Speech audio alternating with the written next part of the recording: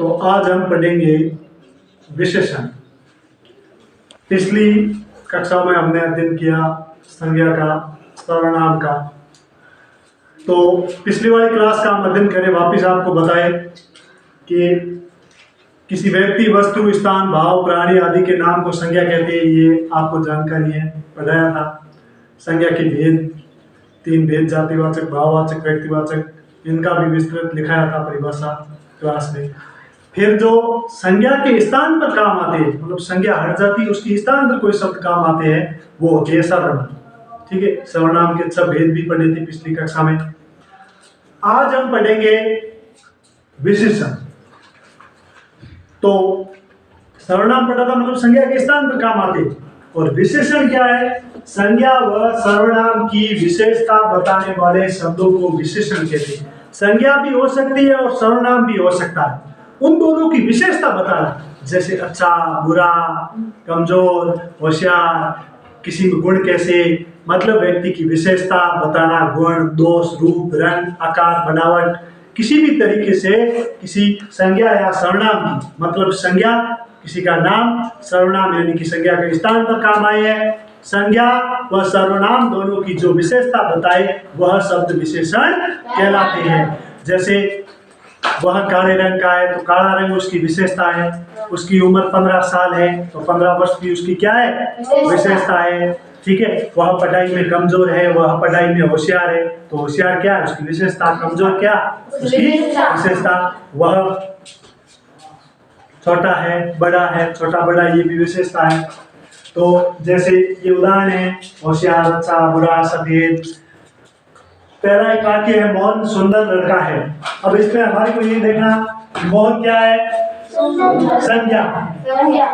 मोहन संज्ञा है। सुंदर लड़का, सुंदर कौन है?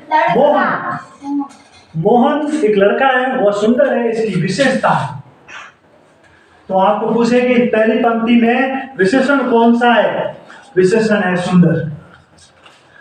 मोहन की विशेषता हुई। मोहन कैसा लड़का? सुंदर। तो सुंदर इसकी विशेषता हुई, तो इसमें विशेषण हुआ सुंदर। हरि, एक हरि नाम का लड़का है, उसकी उम्र 20 वर्ष का है। अब 20 वर्ष उसकी क्या है? 20 उसकी विशेषता, उम्र भी एक विशेषता है, तो विशेषण हुआ। मैं लाल टमाटर लाया। कैसे टमाटर लाया हो?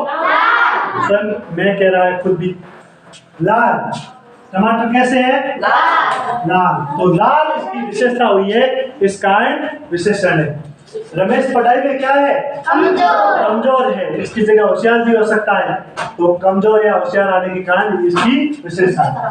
पेड़ पर 100 पक्षी बैठे हैं। कितने पक्षी? 100 विशेषता है, विशेषण। गीता के पास 2 थैले हैं, ये भी विशेषण है, विशेषता। विशेषण के मुख्य रूप से 4 भेद होते हैं। गुणवाचक, गुणवाचक मतलब गुण संबंधी, अच्छा, बुरा, गुण संबंधित विशेषता बताना। किससे संबंधित? गुण, गुण, दोष संबंधित।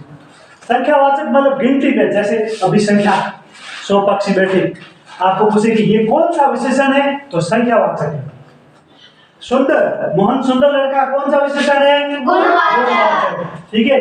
परिमाणवाचक विशेषण, नाप तोल। उसके पास वह 2 लीटर दूध ले आया। लीटर, मीटर, राम के पास 5 मीटर कपड़ा है तो 5 मीटर क्या हुआ? विशेषण हुआ। कौन सा? परिमाणवाचक। परिमाण में क्या होता है? नापना, तोलना, मीटर, लीटर, ये सब परिमाणवाचक विशेषण में आते हैं। और अच्छा, बुरा, कमजोर, होशियार, ये आते हैं गुणवाचक में। और गिनती 100, 200, 5, 7, ये मतलब संख्या में आते हैं, ये क्या होते हैं? संख्यावाचक विशेषण। और एक होता है, उसको सार्वनामिक विशेषण भी कहते हैं, और संकेत, किसी को इशारा करके विशेषता बताई जाती है, वो होता है सार्वनामिक, या उसको संकेतवाचक भी कहते हैं, अलग नहीं है, एक ही है। तो संज्ञा व सर्वनाम की विशेषता बताई जाए, वो होता है विशेषण। विशेषण के भेद, 4 भेद, और इसके उदाहरण हमने पढ़े। आगे हम पढ़ेंगे इन चारों की परिभाषा, चारों के उदाहरण, अलग तरीके से इन चारों को समझेंगे। इसी के साथ इस वीडियो को जरूर देखें, लाइक, कमेंट, सब्सक्राइब जरूर करें। धन्यवाद।